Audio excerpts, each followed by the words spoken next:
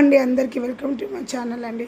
ఈరోజు మునగాకు పొడి చేస్తున్నానండి. కస్టమర్స్ అడిగారని ముందుగా స్టవ్ ఆన్ చేసి ఇలా గిన్నె పెట్టుకొని మునగాకుని అంతా వేయించుకోవాలండి.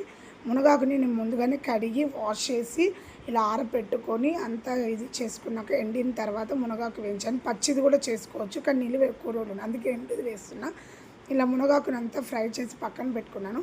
మునగాకు సరిపడే ఉద్దిపప్పు, శనగపప్పును కూడా సేమ్ క్వాంటిటీ తీసుకొని ఇలా సపరేట్గా వేయించి చల్లార్చి పెట్టుకున్నాను. అలాగే ఒక 3/4 కప్పు నువ్వులు వేసుకున్నాను. నువ్వులను కూడా వేయించేటప్పుడే కొద్దిగా ధనియాలు వేసుకున్నాను.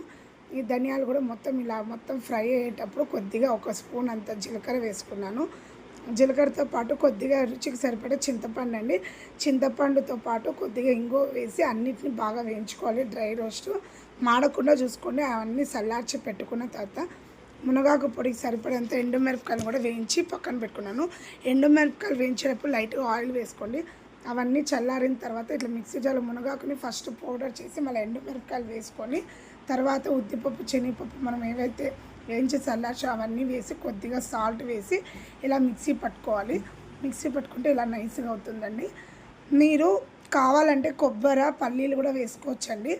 వాళ్ళు ఫస్ట్ వద్దన్నారు అందుకే వేయలేదు. తర్వాత తెల్లగడ్డ కూడా వేసుకోవచ్చు. నేను తర్వాత తెల్లగడ్డలు అన్నీ కొబ్బరి, పల్లీలు కూడా సపరేట్గా వేసి అది కొంచెం ఇది కొంచెం సపరేట్గా కొట్టి పెట్టానండి.